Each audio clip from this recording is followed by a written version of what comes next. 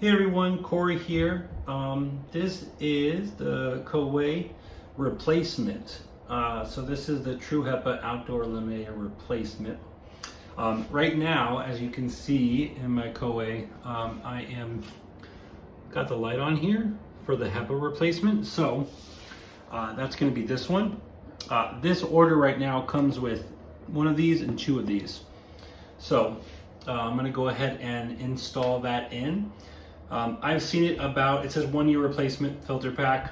It's about right on track. This is the first time, or sorry, the second time I've had to replace this. It's been about, let's say about 20 months or so. So not quite one per year, a little less than that. I use it almost consistently though. So I'll make a separate video about the actual air purifier itself.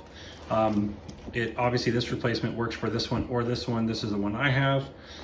But I keep it running, I don't know, almost 24 hours a day. So, I have to save for it going, keep it running that well. I have to have this be the second replacement. It's pretty good.